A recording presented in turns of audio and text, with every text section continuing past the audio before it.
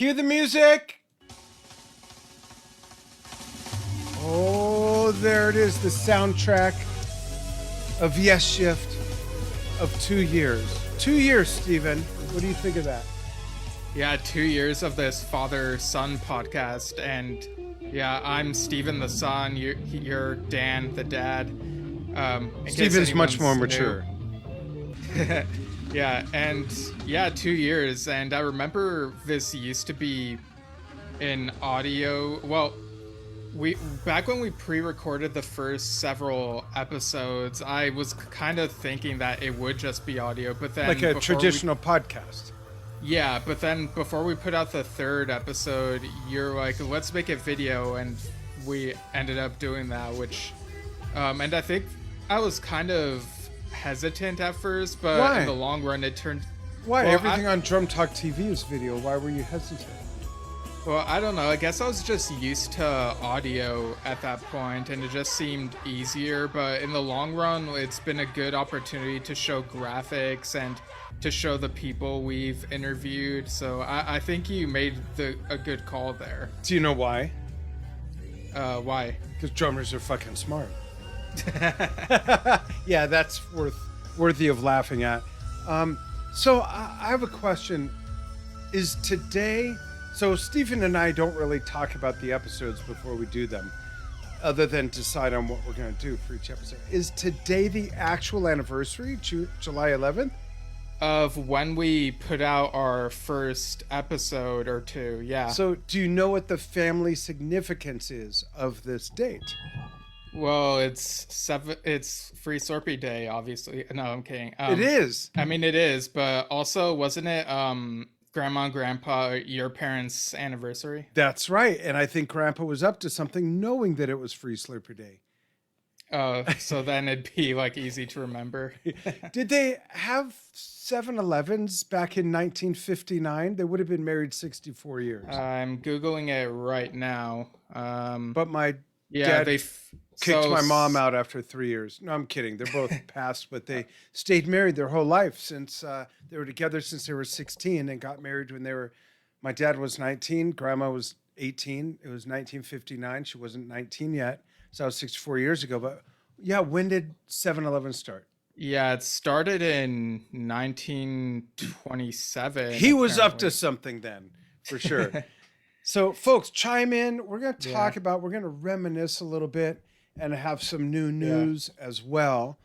And this it's more like some of this is like product review tied to a couple Yes Men birthdays, and also talking about the experience of going to a music store. I recently got a few things, so we'll talk about what that's like. And I've also got a few highlights from the Jon Anderson Q&A that I attended a few weeks ago. Cool. So, and but we'll also tease like some of the things coming up. Yeah. Yeah. So let's start backwards, back in the old days. So when we started this 2 years ago, the show had a different name. Can I talk about that real briefly?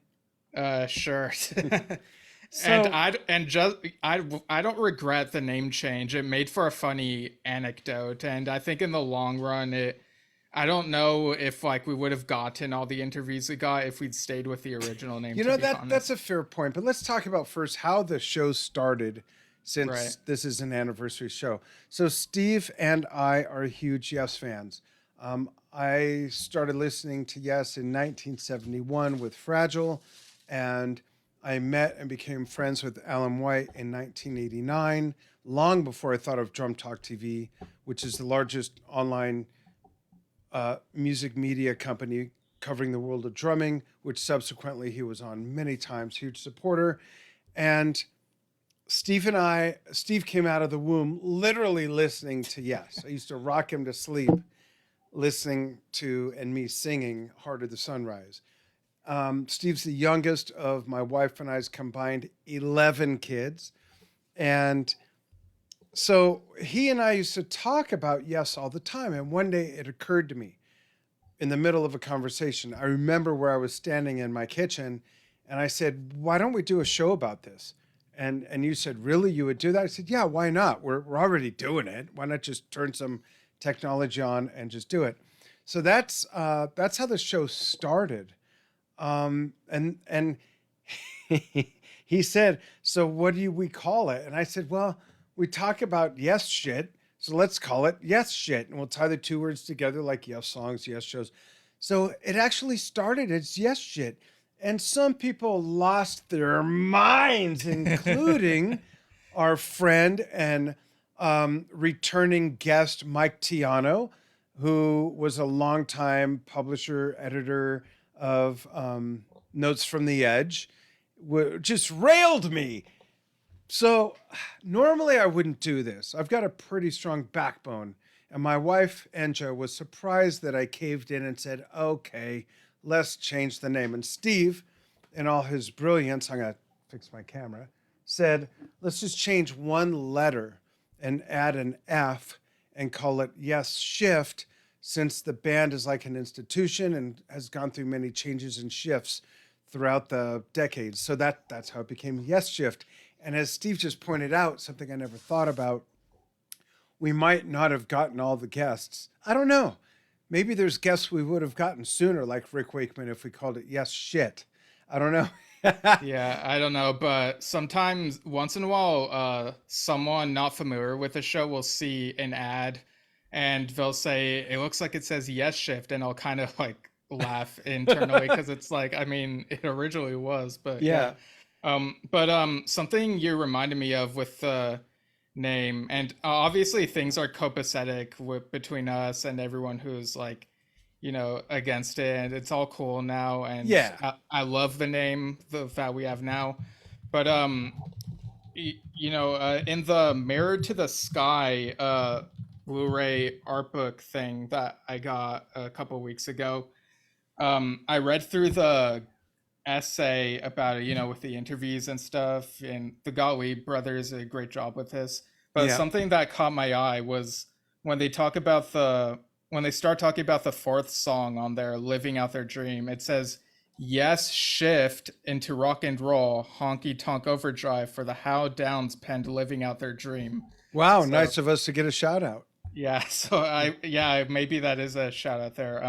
It's a great essay. It talks, that song, Steve kind of gets a kick out of Steve Howe, how the song ends with like that line about no happiness, and it kind of like a funny thing. And I can appreciate that, even though we weren't sure about the song's placement in the track listing. But it's a great essay, and we plan on having the Gottlieb brothers on.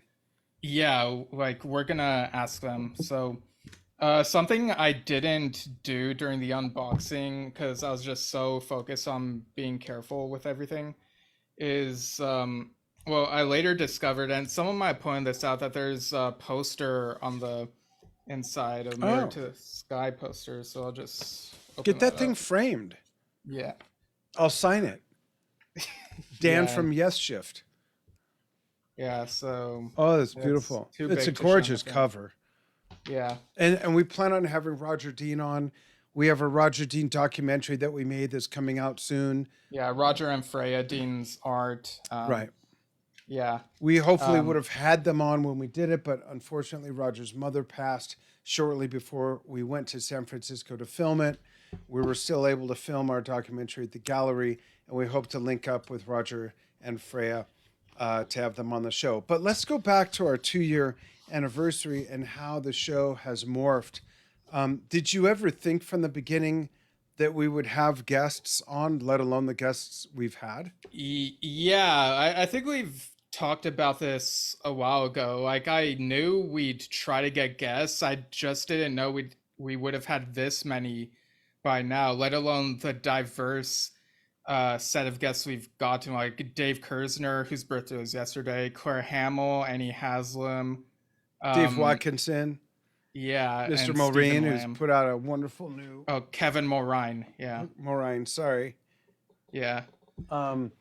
Oliver Wakeman twice, Billy Sherwood, Steve Howe, Steve Hackett, Mike Tiano a couple times from Notes of the Edge. Tom Brislin. Yeah. Bill Bruford. Bill fucking Bruford, I'm pretty sure is his middle name. For me, I mean, that's huge. As a drummer and Fragile being my introduction to Yes in 1971, to have Bill on meant so much to me personally. And we simulcast on Drum Talk TV and Yesshift at the same time. Who else have we had on? I don't want to leave anybody out. Joe Cass, who we've got something special coming up. We'll talk about that later. Yeah, we had guys from Awaken. Yeah, Bone and Sarah, the drummer from Awaken.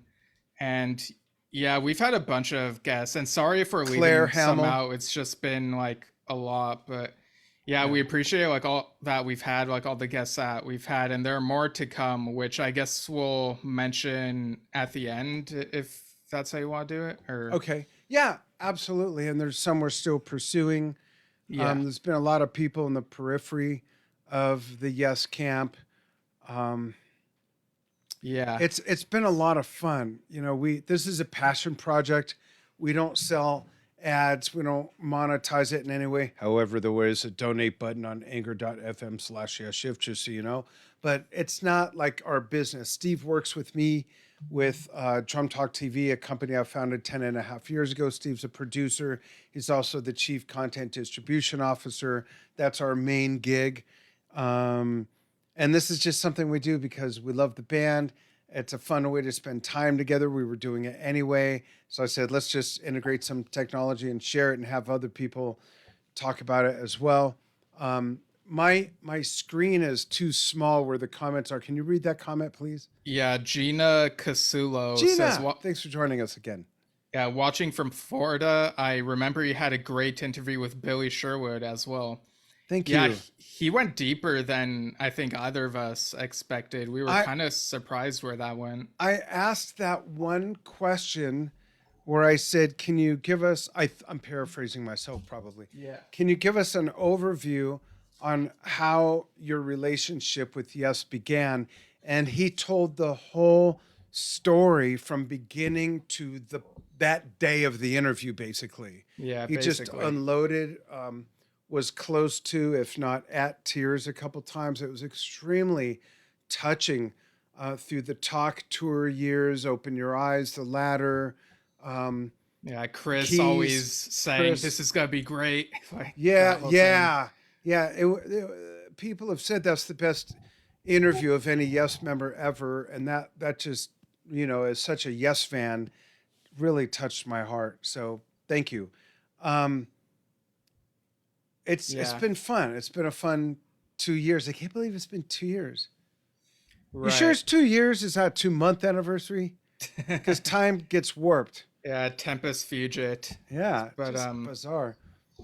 Yeah, so let's just ask a couple questions of each other, and then we'll move on. Okay. Yeah. So, what's maybe the most surprising thing that has come up from the show that you learned about the Yes verse that you didn't know before? Oh, that we learned about the Yes verse. That maybe came out in an interview or I got it. When we had Max Hunt from Fragile on here, he talked about how he like the possibility of him maybe being the keyboardist of Yes after the hiatus. Like he and Steve Howe, I guess, talked. Give a time context for everybody. Yeah, so that would have been, I'm guessing 2007-ish. I know by early 2008 they announced Oliver Wakeman, but yeah, like Max knew Steve Howe, and I guess they had talked, and the band or the management, I don't remember like the exact details. It's a good interview. People can check it out later, but yeah, that was a detail I didn't really expect, because you think of the Yes keyboardists, if Rick Wakeman's not coming back again, then you think, okay, maybe they can get Jeff Downs or maybe Tom Brislin if he's not busy, or maybe even ask Patrick Jordan Rudess, who knows? Right, but Steve Howe having a good rapport with Oliver is like, all right, let's bring Oliver Wakeman. And Rick recommended him. Yeah. Well, I think Steve. Well, I think Rick like commended him. Yeah, I mean the details kind of get muddied, like the order in which things happened, but yeah, like, and Oliver did such a great job with the touring and with From a Page, and he's a good gent. And yes, what was the most surprising detail to you that we learned? Off the top of my head, I think it's when Billy Sherwood was on and he was going through the whole chronological line of events. And I've just kind of felt a shadow across my heart when he said by the end of the talk tour and they all got off the plane, they weren't even like people weren't even saying, he was observing that they weren't even saying goodbye to each other. Was it the talk tour or yeah? Like, okay, it was clearly the talk tour that they weren't even like there wasn't any group hug. Hey, great tour, man. It was like they just kind of evaporated in their own directions, and that's not how I see that band. It's not how I perceive their relationships. Okay, because I was wondering if it was then or if it was after Rick announced his departure in '97. I'd have to go back and look. Go but back. Yeah, sometimes in the band there are those moments where like not everyone's happy with everything going on. I've been there. So yeah, and like yes, it's had such a huge history, so it's bound to happen. Yeah, I'm 98.3765% sure it was when the talk tour ended. Okay. Yeah, it's been forever since I've watched, but Yeah. I say that because as he described it, I had an image in my head and I can still reach back to that self-imagined reel in my head. Okay. So, but what do you have a favorite episode that's not an interview episode? Because that'd be hard to choose, but what's your favorite? I have mine. What's your favorite episode that's not an interview episode? So I'm trying to think of like something within the past year because I kind of don't want to repeat myself from like the year before. That would be okay because I don't remember what it is. Well, one episode that was interesting and it actually is the YouTube upload with the most views, funny enough, was when we had Joe Cass on and we were talking about the Jon Anderson and the Band Geeks tour that happened recently, and sort of like talking about there, kind of did a review. Yeah, because he was able to attend one of those shows firsthand, and we were kind of giving our perspective of like the Band Geeks way of doing the Yes music. And so yeah, I think that's one that stands out. Although I don't know, does that count as well? I guess it's not technically an interview because it was more like shooting the shit, talking about that tour. But what about you? For me, it's been the first, I think it was the first Roger Dean birthday we did, where we had everybody ahead of time vote on their favorite piece of Roger's work. And during that episode, every time we cited a piece of work, we showed it on the screen. It's a very visual episode, and it really shows the breadth of his work. Not just Yes in Asia, the obvious, but Uriah Heep and Greenslade and so many other things. And that is probably my favorite episode that was not an interview. I dug that. He's my second favorite artist, my first being my wife, Enja. And I grew up with him as I've been into art. My mother was an artist, and that was fun. And the shocking revelation that the number one album cover voted on by most people was the one with the least amount of color in it, which is Relayer. That was the number one favorite Roger Dean album by every Roger Dean album cover that everyone voted on. And I thought that was really cool because it's not what you would expect. I would expect Tales. I would expect maybe Close to the Edge. The Ladder is beautiful. There's so many. First, second Asia album, both of those, but it's relayered. The one with the has one sort of chromatic color palette, and that's it. And I thought that was really telling, really interesting. And I Yeah. think the one that people might have also said that the music that fit the music the most. Oh yeah. Right? I think we did. Yeah, we did that the year after. Yeah. Right. So Yeah, that was a that's fun one. yeah. So it's been a fun couple years. I drive Steve crazy probably on an almost daily basis, working together with Drum Talk TV. Talk to him multiple times a day. I do my best to mix in something personal and not just work stuff. Try not to bug him on Sundays unless we're doing a show. So I want to thank you so much for putting up with that. And on top of all that, being willing to spend this time with me doing this, because I think most people would probably be sick of their dad by now. No, yeah, like thank you for like being able to run the technology side of things, and also for like being open to like the idea. Like I think it helps out we both like try to hear each other out on like things we might want to try, and when it comes to like different topics and stuff. And so on that note, one last thing from me on the 2 years. One of my favorite things is reminiscing on the fact that when we were in San Francisco and we stayed at a hotel near the gallery, one night we just had this fucking brain dump of ideas. Like Steve couldn't type quickly enough. And we dumped out like 20 something show ideas.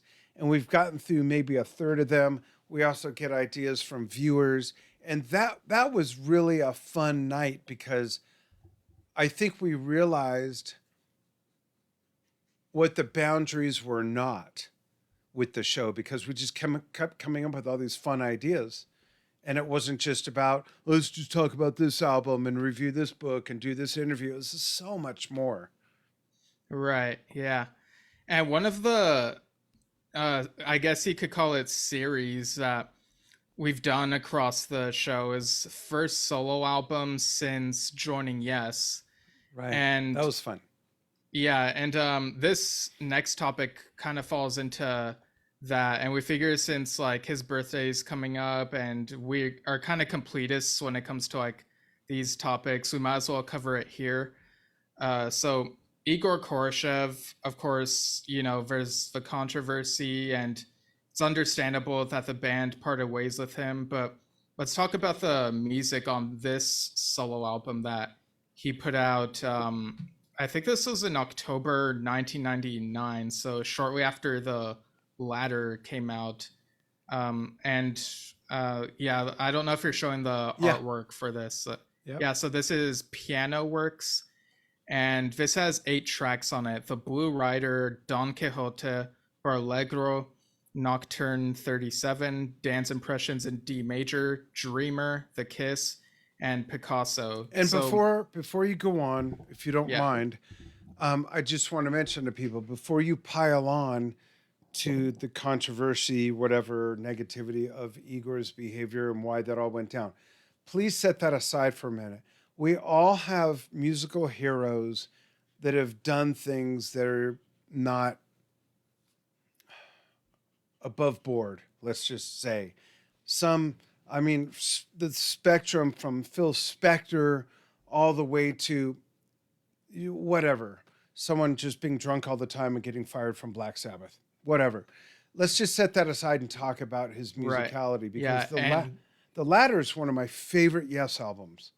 And it's not like I'm young and that's my introduction to Yes, so I'm tied to it for those reasons. Is a fan from 1971, and The Ladder is one of the most well-produced albums, one of the best songwriting albums, one of the most diverse songs collections, one of the best playing, and I really love his work on that. And it's kind of a one-off lineup, because Open Your Eyes didn't really have that lineup. There were other people that had their hands in it. Billy played keyboards. We had Mr. Recaro on there as well.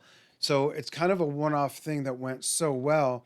And to hear this album we're talking about, I must admit, I was genuinely extremely impressed on how mature the music is and the traces of some things I heard. I know you're going to talk about this, even though we haven't yet. Um, in his influence from Rick Wakeman, and I believe Keith Emerson as well, when it comes to piano concertos and things like that. It's so well done. It's great work by music, if you will. Right, yeah. And yeah, what I was going to say, obviously not excusing his behavior, but we're talking about the music, you Right. know. So and for context, the idea for this album was it's based on how Igor perceived art by such famous painters like Kandinsky, who did the Blue Rider painting, Picasso, Klimt, who did the Kiss painting, which I'm pretty sure I've seen in art history class back in high school, Monet and Degas. And I do hear a Wakeman influence potentially on something like the Blue Rider. Barlegro, I kind of wondered if there was a Patrick Moraz influence. I kind of got that vibe there. I didn't think of that. That's nice. Yeah. Yeah. And with dance impressions in D major, what's kind of interesting is that the whole like that type of sound, it reminded me of what Trevor Rabin would do later for his song Market Street on his Jacaranda solo album. Interesting. Yeah. So, let me just read a couple comments real quick. Brian Breen says, watching from Louisiana. Thanks for all the great Yes talk. Robert Nasir, greetings from Motown, and thanks for all the great episodes. Thank you. Joe Cass says, Igor was incredible, both studio and live. There's always a troll. From a solo on Fortune Seller to all of the latter. Robert says the latter and the accompanying tour were epic, all kinds of awesome. So, yeah, I think there might have been like some overlap in terms of recording. I'm not sure if he recorded the latter first and then Piano Works, or if he did them simultaneously. But by then he'd been integrated into Yes. You know, he had toured with them, and so. How do you think working with Yes influenced this album, and how Yes does it sound to your ears? I don't know. I honestly think it's less influenced from working with Yes as it is influenced by the Yes keyboard players. I mentioned a couple albums by Rick, and I mentioned Keith Emerson, and you mentioned Patrick, which I didn't even think of, but I agree. So I think the influence is more of the players before he was ever in Yes than it is from playing in Yes. Okay, yeah, I get that too. Do you agree, or do you think otherwise? Do you agree, or are you wrong? No, I think you're. I totally. I think I'm in agreement with you. Like this, when I think of Yes music, I don't normally think of like solely the piano bits. Like, if anything, this reminds me more of Yes members solo stuff. So maybe it's like less than 10% Yes-ish to me. What's interesting about these albums that we've talked about, where it's like the first solo album since joining Yes, is that rarely do we ever talk about a solo album where it's truly one person playing everything, let alone just one type of instrument. Great point. Rather than having guests, let alone, or accompanists, let alone everybody on the album that was in Yes. Like, why is that not a Yes album? How is the Steve Howe album and Beginnings not a Yes album? You know, how is Fish Out of Water not a Yes album? How is, that's a whole other show. That's a whole other discussion. Yeah. But I think it warrants discussion. But you're right. Are there any others besides this? Well, Jon Anderson, he might have had one or two people play a little thing on here Elias? And there, but yeah, on Elias. But he played most of the instruments. But even then, it's like there are various instruments there, whereas here it's pretty much just the piano, right, which sets it aside from all those other albums we've talked about. So what was Rick's first solo album after joining Yes? The 6 Lives of Henry VIII. Oh, and that included other people, yeah. Yeah. Interesting. I also think that maybe this album, or maybe just Igor's piano playing Excuse and me. piano. Excuse me. Uh, Excuse me. You okay? Yeah, just sneezing. Allergies. Sorry. Right. Joe Cass says John claims that Elias was all or mostly him. Can't recall exactly. And Brian Breen chiming in again says the latter totally rocks. Fantastic songwriting. Homeworld compares well with the classic mini epics such as Siberian Khatru, Oh, wow. Heart of the Sunrise, etc. 9 Voices, Face to Face, finally are all brilliant Yes miniatures of Igor's playing as well on the latter, and as well as all the others on that album. So, and what I was gonna say is that I think maybe Igor's style on the piano may have influenced Jon Anderson a bit. They were actually going to do like a collaboration album called True You, True Me. Oh. It was, yeah, it was.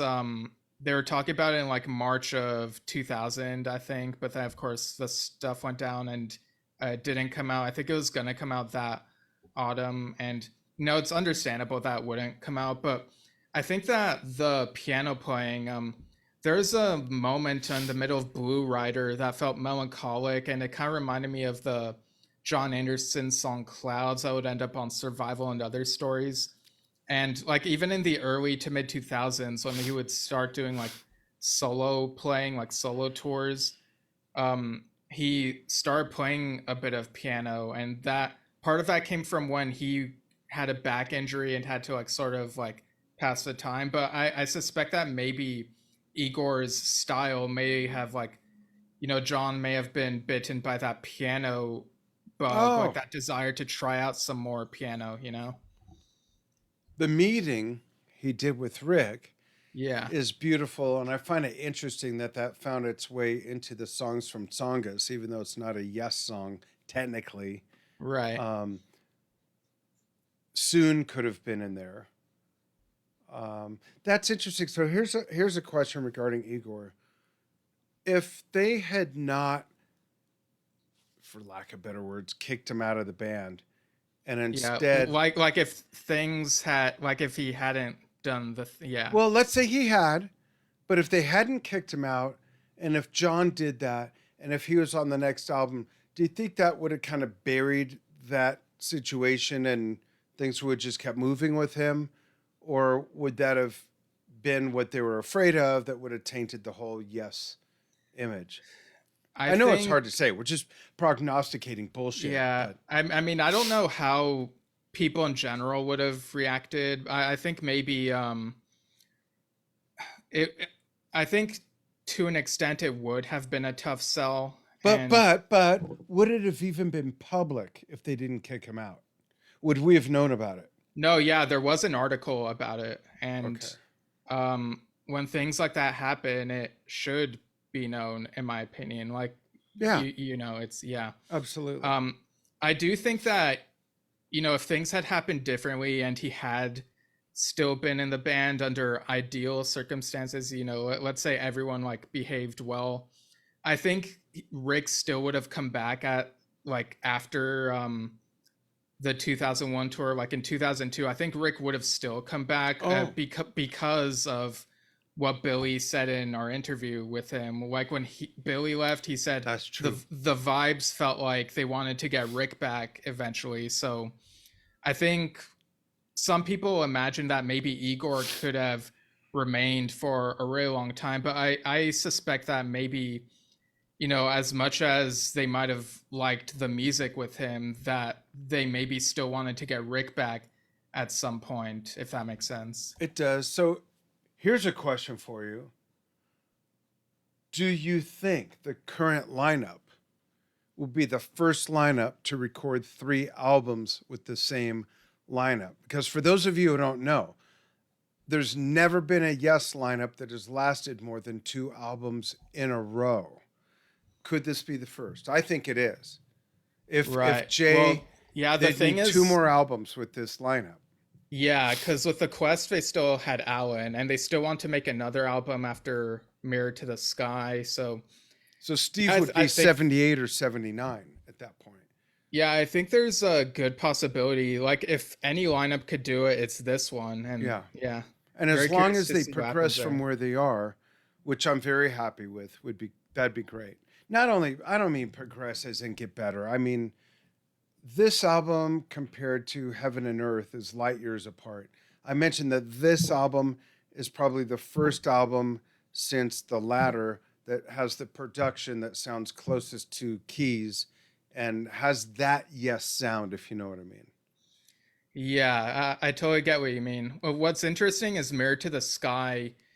It's not necessarily uniting everyone, but it's uniting at least a segment of the fandom. Some people who've been supporting Yes even after the changes post Anderson, and some of the fans who haven't been on board with that but have given this album a chance are sort of like embracing this album. So there's been like a little bit of overlap between the two thanks to this album, which is interesting to see, you know? Right. And I want to bring up some things that are coming up, but I'm going to text you something because Okay. I don't know if it's firmed up and I don't know if we can mention it. But we Okay. can mention Joe Cass, which is just in tomorrow. Yeah, tomorrow, 7 p.m. Pacific, 10 p.m. Eastern. We're having him on to talk about a YouTube playlist that, I'm reading it, that It's like an official bootleg.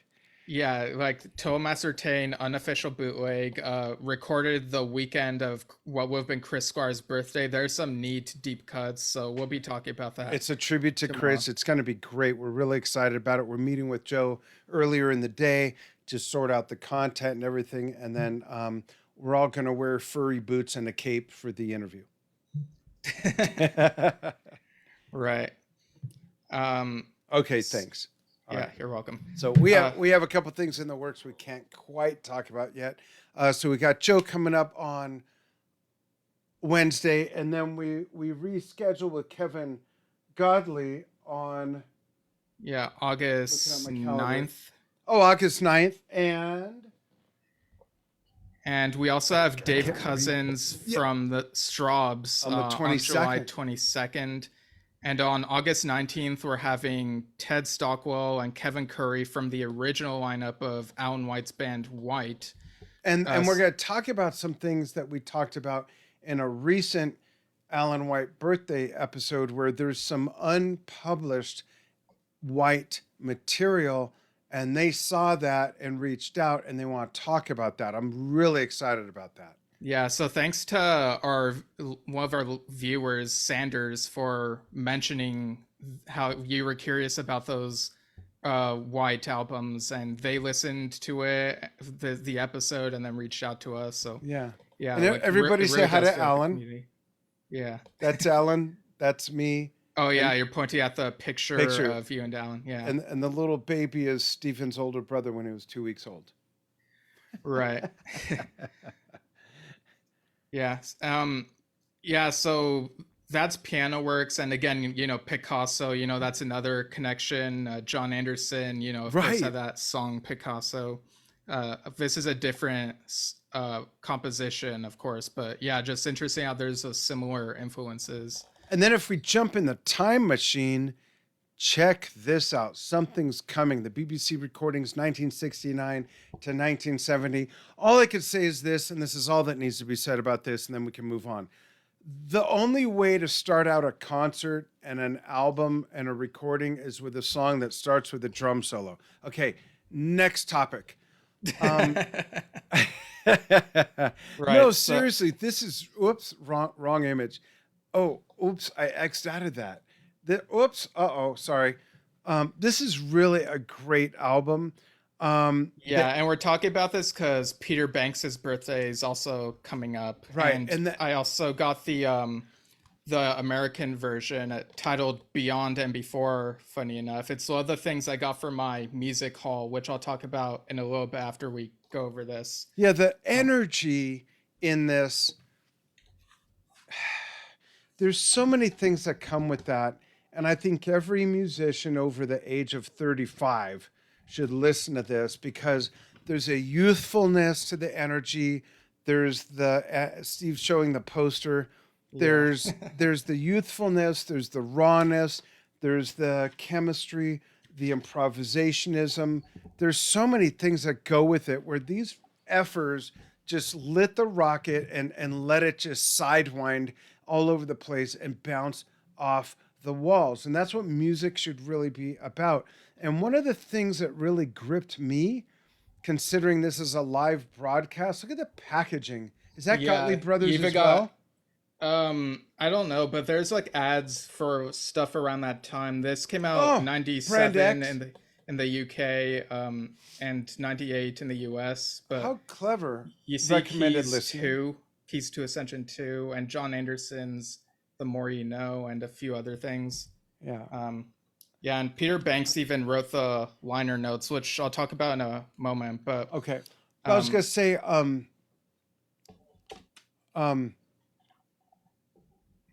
you're talking about like the energy and the energy. Oh, the thing that gripped me the most, as wonderful as the music and the jamming and all that is, the fact that these are live and those vocals are what they are, whatever you think of in your mind, no matter what type of Yes fan you are, no matter when you entered the Yes verse, what you hear there is what canonized the Yes vocal choral group.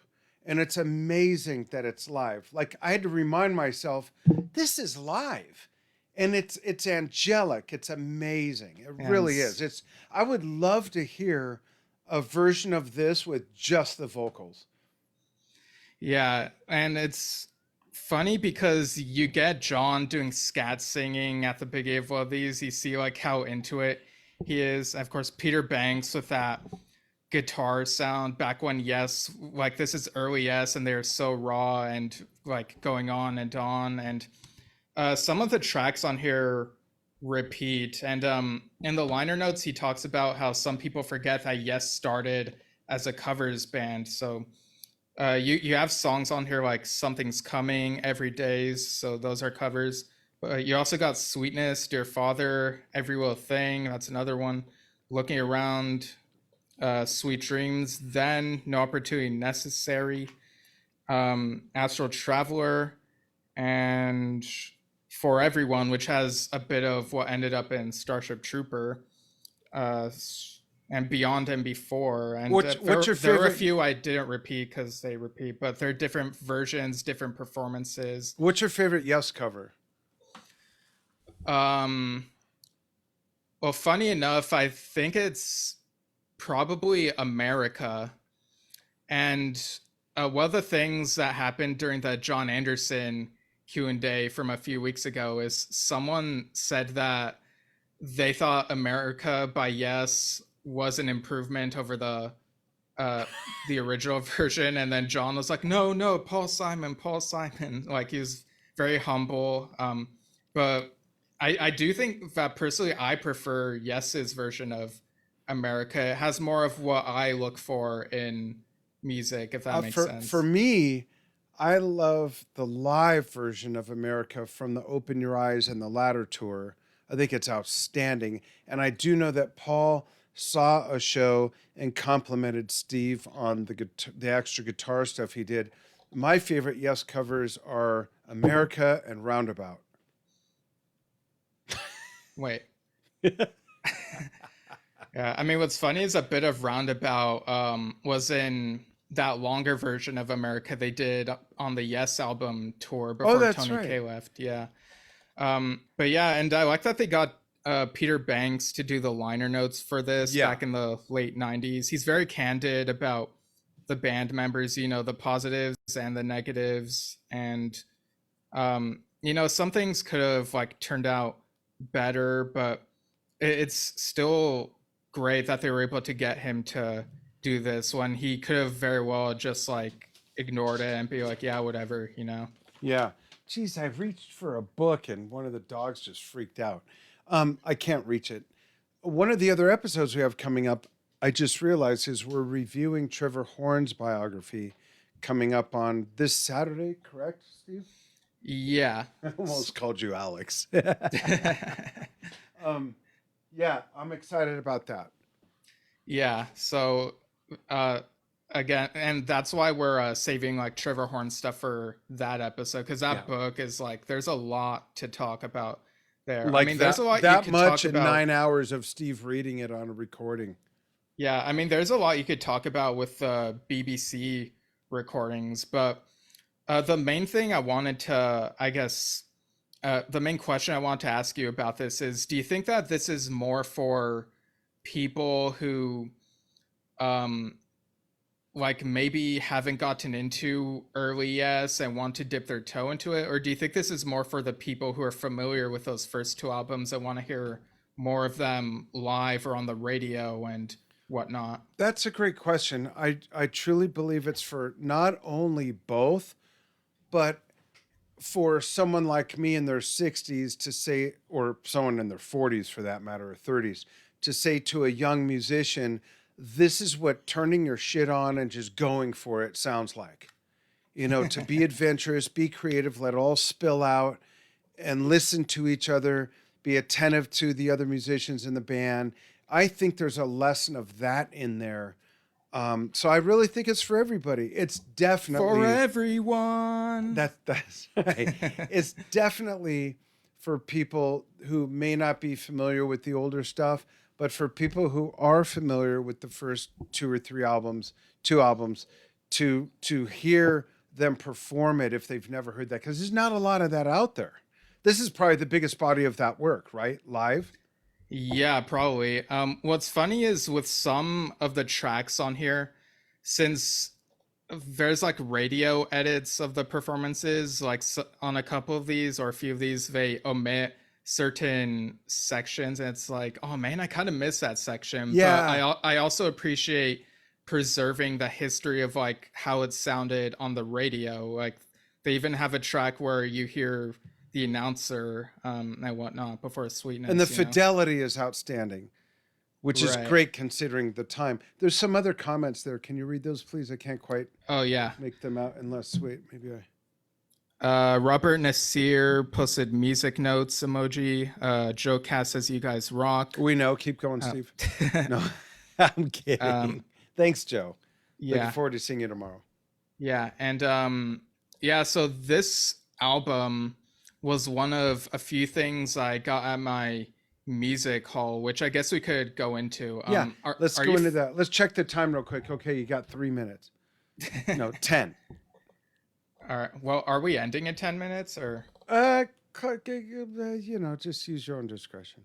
So for those who don't know, and that'd be everybody, our AC, we live in Arizona. Our AC was off since yesterday. It was 93 in the house. We have 3 dogs, 2 cats, my wife and I, and everyone was just like moving and slow. So we're kind of in recovery mode. We kind of got it working. We'll see how it works out. Okay, I'll try to. All right, I'll try. Music halls are cool. You got some neat stuff too. Yeah, so I went to Amoeba Music in Hollywood. Oh wow, they're still there. Yeah, my friend Max from England. This was before he had to leave, so we did one last hangout. His when friend Raph was there as well. This was 3 weeks ago. Wow, cool. Yeah, so I was just like browsing around. I don't remember if I was in the A section or the Y section, but I was like, surely like they wouldn't have like a Jon Anderson solo album here, right? And I like was looking through, and funny enough, they did have it, and it was the one I was kind of thinking of. It was just Song of Seven, his second solo album. And so I was like really surprised to see that, and I was like, okay, I know this album like very well, but I'm gonna get it anyway. And I looked through the Yes section, and they file some of the Yes members' solo stuff there, which is smart because like if they wouldn't know where to look for it.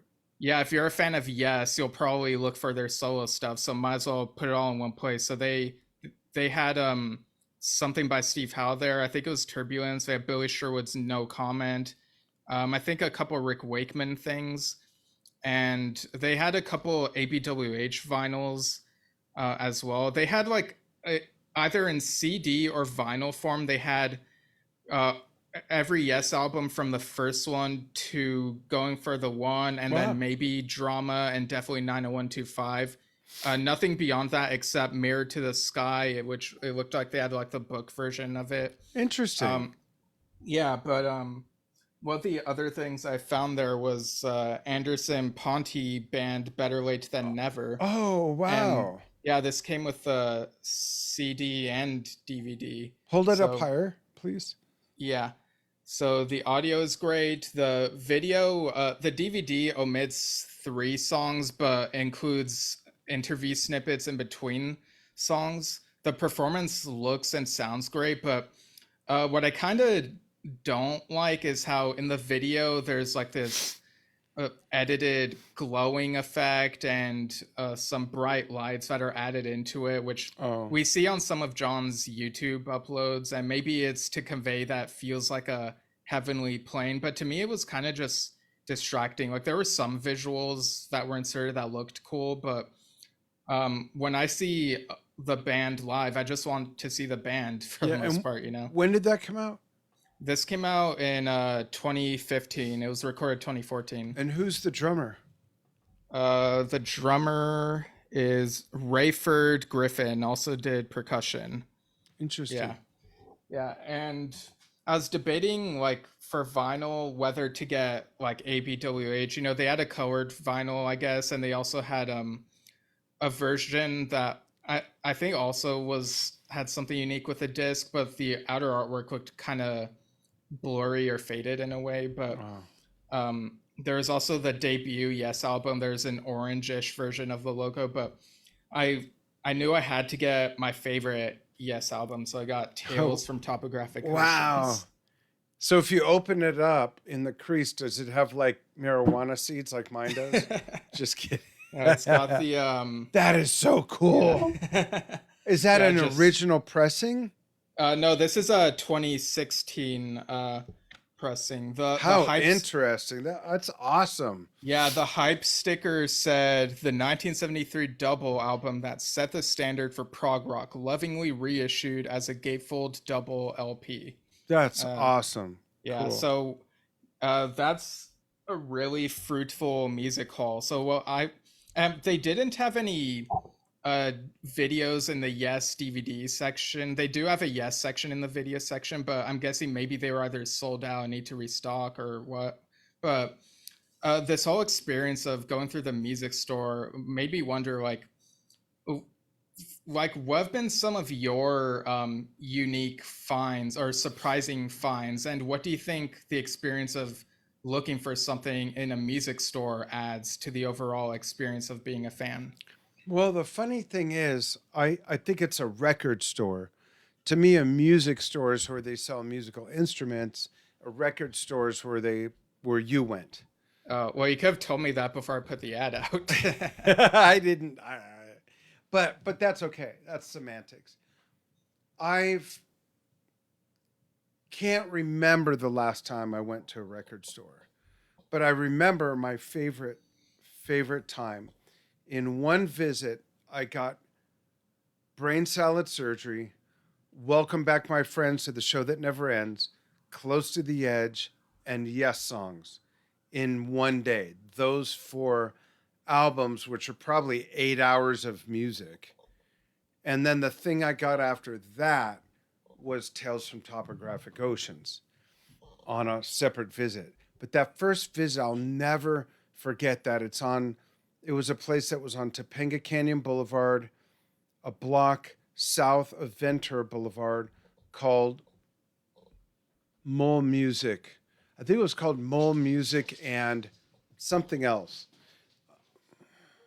Mole Music and this was 1977, maybe. Something like that. Okay. 76, maybe 76, 77. And this place was so cool. And it was a small place. And I don't remember going to record stores after that, strangely enough, other than meeting Asia at Tower Records in Sunset. Oh, that's not correct. There was a place in the San Fernando Valley where I grew up, also on Topanga at, excuse me, Victory. Licorice Pizza was a chain back then, and I used to go there, and I remember getting Foghat Live. I remember getting some Rush stuff, and this is in the early 80s, late 70s. I would love to go to a record store that's just nothing but albums and CDs and Blu-ray and DVDs like you experience. We should go to Amoeba Music next time I'm out there. Yeah, and I looked it up. It's considered a music store as well. So I guess music stores aren't just instruments. But okay, yeah. Interesting. Yeah, how times have changed. Hey, I remember when they called it a record store, and now there's hardly any records, but they're coming back. Yeah, and I think that the experience, shopping for music products on the internet is still very valid. I mean, it's how I got Mirror to the Sky, but I think there's also something magical about going to a store and seeing that your fandom is represented and you and I are both into books. We collect old books, you write books, you're into books. It's like going into a bookstore, the aroma, the physical thing, there's a smell to it, Yeah, and like when you see the artist you're familiar with, even if it's a compilation album like the 35th anniversary collection, it's like, okay, yeah, might as well leave with something. But one of the other cool finds I remember one time, I think when I was visiting you in Vegas back in 2009, was I got The Word Is Live for just $10. Yeah. And I think it's because it had like this this damage here, which maybe not damage. That's I forgot what that's called. There's a name for that. Okay. I don't remember, but point is, it was cheaper than you would normally get it. Like half price or so.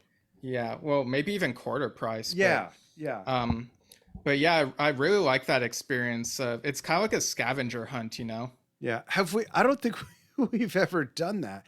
When you were young, I used to take you to comic book stores, but we've never been to a music store. I don't think. No, a few times at least, yeah. Really? Yeah. Oh, why don't I remember that? I mean, it was so long ago. It's not that it wasn't meaningful to me. It's because I got brain burn from diabetes. Chalk it up to that. Right. So, do you have any other like music store experiences, or should I blaze through these Jon Anderson Q&A highlights? Yeah, blaze through the highlights, because I don't. Those are my fondest memories of going and picking out records and stuff. Even stealing them. That's another story. All right. So this was on June 20th. Jon said he found a song the day before and couldn't remember the musician who sent the piano, but sang it 12 years ago and never released it. Probably Igor. But he said, no, it's not. But he said as a song, it works perfectly for the Zamran Experience, the sequel to Oasis and Hello. And later he played a track, the recording to us. I don't know if it was the same recording or something else, but it was something called Buildings, which he wrote 5 songs with Jimmy Hahn 10 years ago and forgot all about it. And so he played Buildings, and it was a very beautiful sounding song. And he was like, it will be part of Zamran. 2 days ago, I didn't know about it. And he said that Realizationing and Without You are a couple others that'll be on Zamran. Is that an Asia song? Without You. Right. And he said he once told Jean-Luc Ponty that they should tour France and England, but that didn't end up happening. He says that whenever he and Jane go somewhere, they make sure they have a balcony room where they can get fresh air, except for New York. So a funny little... I got to tell Andrew that. Yeah. I was thinking Andrew would love to hear that. And let's see, just a couple more things. He says funny. Opus needs to get the mixes done. He recalled back in 1973, a university played Yours Is No Disgrace and Starship Trooper, which was very cool because, those are long songs. Someone in the chat pointed out that the Gates of Delirium, like if you just take the first letter of each word, spells out T God, and John's mind was blown when that was pointed out. If you what? The Gates of Delirium, like if you make it an acronym, it kind of has God there. Gates of Delirium. Whoa. Yeah, that was John's reaction. And he told a nice story about the lyrics to Horizon, like how he came to them, the John and Vangelis song. Yeah. So he was recording with Vangelis in Athens with him for 3 days, did sketches of ideas, and said, why don't we do a long piece of music? Vangelis agreed, and it was easy. John saw it as a teaching lesson. He talked about how, like, in the old days, Steve Howe would come up with an idea and then they would see what the band could do, but Vangelis was like a full orchestra. So John mimics ideas as he is singing. A lot of the lyrics felt implanted in the piece, but some of it wasn't. So John decided to leave his hotel overlooking the ocean to go to another island, and he got on a boat that went from island to island, got off at Ehidra. Felt like an artist with a pen and cassette, etc. So he was overlooking an open air cinema, and on the screen was Spartacus at that hotel. But he noticed a small marketplace where the boats were, and there were donkeys to the side. So he asked someone where the donkeys on the roads goes, and the guy said it goes to a monastery. So John rented a donkey, went to the monastery, and he was listening to Sibelius on headphones. The trip took an hour and a half to get to the top. Went to the big doors of the monastery, used a knocker. The window shutter opened. He said it was very much like Monty Python.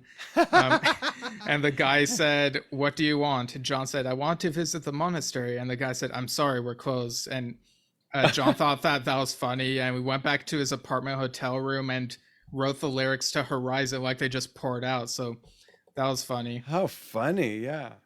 Yeah. There might your be... mother was a hamster and your father smelt of elderberry. Now go boil your bottom onto other food drop water, you silly nigga. Did he say that? The guy? That'd be perfect. Right. There was... he talked a bit about the Band Geeks and the Rock Academy. The Rock Academy actually started their tour with him in Europe this week, so that should be fun for people over there.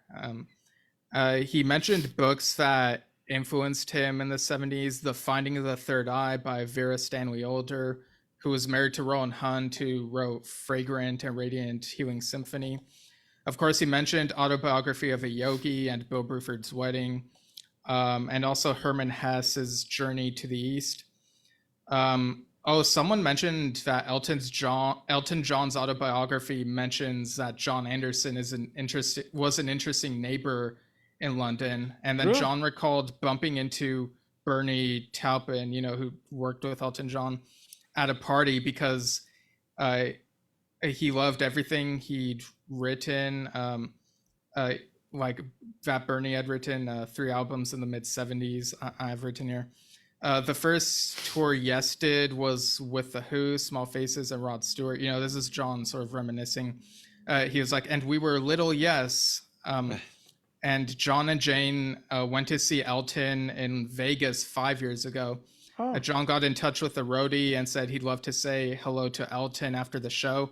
And during the show, Elton said he'd love to sing a song for a friend. And John says it was Goodbye Yellow Brick Road. So I guess I was like mentioning him as a friend. Wow. John also recalled opening for King Crimson and Procol Harum at Academy of Music. Yes did a show with the Kinks at the Famous Theater in New York. Remembers someone hit him on the shoulder, and it was Ray Davis, and who said 50 minutes, that's all you've got, don't go over. And so when they get to the 50 minutes, John looked over at Chris and said, think we can do one more? And so they start Yours Is No Disgrace, and he sang the beginning of Siberian Couture as he was telling us this, but back in the story, he's like, and then the equipment went off. So that was like really eerie. That's funny. Yeah. Also, shout out to Dave Watkinson, who put out an article on Yes World. I just remembered about Yes's gig at Ronnie Scott's Club in July 2nd, 1969. It's a nice article. Excuse me. But yeah, those are the highlights. Sometimes there are things where Jon mentions where he says, just keep this between us. And I don't mention the things where he explicitly says, like, keep this between, because it's just for Patreon members. Right. So yeah, and I want to read a comment from Gina. Gina Castilla says, those are great finds going back to your record store haul, music store haul. I love shopping at record stores. I think it's music stores, according to Steve and Gina. I love shopping at record stores. It keeps moving. I think it's the most fun to find albums in the wild, as I call it. That's how I found most of my Yes records. I'll still break down and buy online occasionally, though recently had to do that for Steve Howe's solo albums. Very cool. Thanks for chiming in with that. I need to go to a darn record store. There's nothing, of course, up here. For those who don't know, I live in a very small mountain town. There's no record store here or music store, so I'll have to do that when I'm down in Phoenix, which will be, I think, next Tuesday.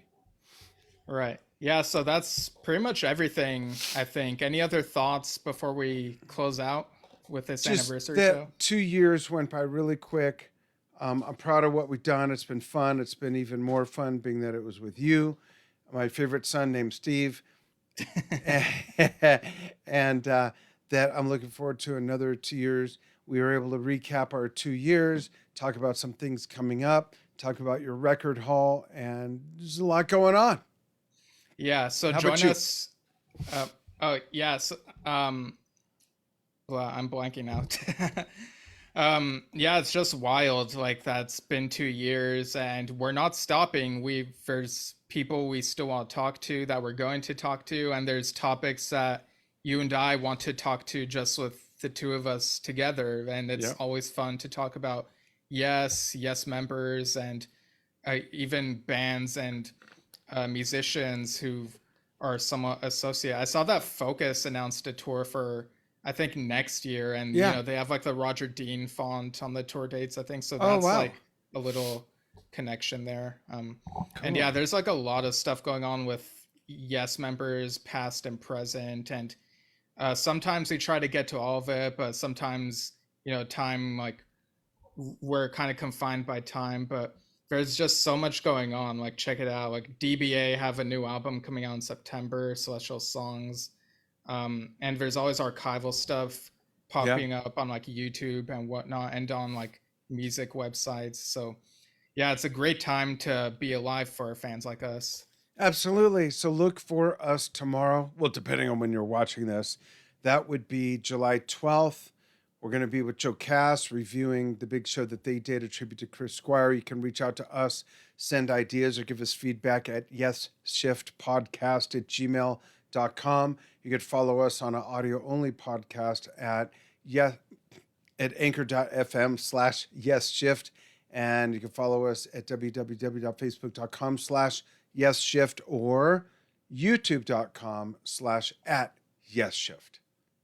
Yeah, and last comment from Kevin Pearson. Congratulations on your 2-year mark. Love your show. Thank you. It really warms our hearts when we hear that people are enjoying this, and it keeps us going, you know. Absolutely. Especially since this is not our main gig. It means a lot to us. So thank you, everybody. And thank you, Steve. Thank you, Dad. Absolutely. And folks, we will see you very soon. Thanks. Soon, oh soon, the light pass within.